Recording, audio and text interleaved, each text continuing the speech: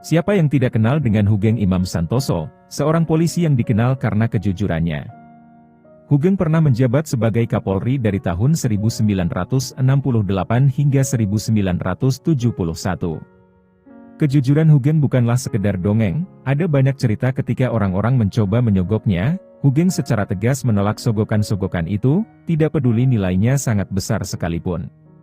Salah satu cerita kejujuran Hoegeng terjadi pada pertengahan tahun 1950, ia masih menjabat sebagai Kepala Reserse Kriminal dan ditempatkan di Medan. Hoegeng saat itu belum menempati rumah dinas, ketika ada seorang pengusaha Tionghoa yang coba menyuapnya dengan sebuah rumah serta perabotannya. Hoegeng tahu kalau pengusaha itu juga bergerak dalam bisnis penyelundupan, ia pun menolak mentah-mentah tawaran tersebut. Selama bertugas di Medan, Hoegeng banyak membongkar kasus-kasus penyelundupan dan perjudian, serta menangkap para penjahat kelas kakap. Pada tahun 1961, ia diangkat menjadi Ketua Jawatan Imigrasi di Jakarta. Disinilah ia pernah berurusan dengan seorang pengusaha kaya asal Aceh yaitu Teku Markam. Ia adalah sosok yang dikenal dekat sekali dengan Soekarno.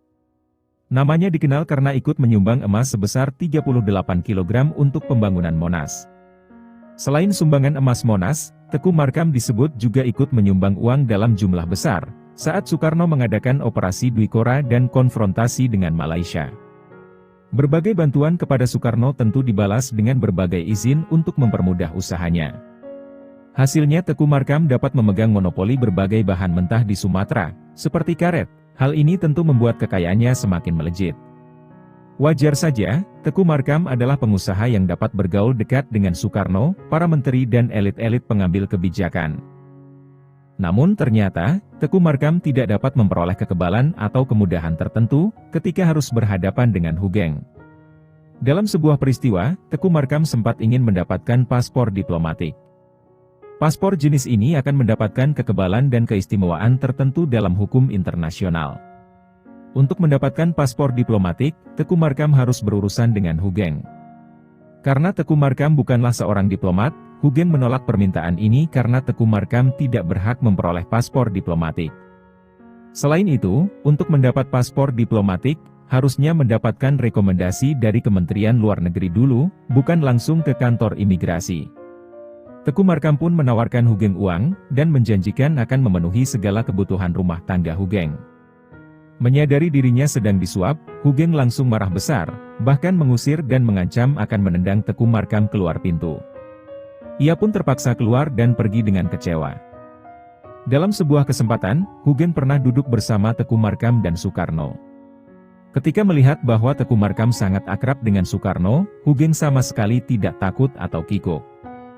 Ia justru secara tegas mengadukan kepada Soekarno bahwa Teku Markam pernah coba menyogoknya. Hoegeng dan Teku Markam, dua tokoh dari latar berbeda, satu penegak hukum yang jujur dan satunya lagi adalah pengusaha yang dekat dengan penguasa.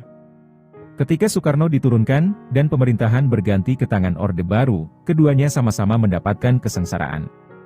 Teku Markam dipenjara tidak lama setelah Soeharto berkuasa, ia menjadi tahanan selama 9 tahun dan baru bebas pada tahun 1975. Kedekatannya dengan Soekarno menyeret Teku Markam dalam tuduhan koruptor dan antek PKI. Ia bahkan dipenjara tanpa melalui proses pengadilan. Sementara itu, Hoegeng dipensiunkan dari tugas penegakan hukum dengan alasan yang tidak jelas. Ia juga dicekal oleh pemerintahan Soeharto karena sikap kritisnya, dan keterlibatannya dalam petisi 50. Selamat datang di channel Animasi Sejarah Dunia, kami telah membuat lebih dari 100 video tentang sejarah Indonesia dan dunia. Pastikan sudah melakukan subscribe dan menonton video-video kami yang lain. Jika kalian punya saran tema yang harus kami bahas di video berikutnya, silahkan tulis di kolom komentar.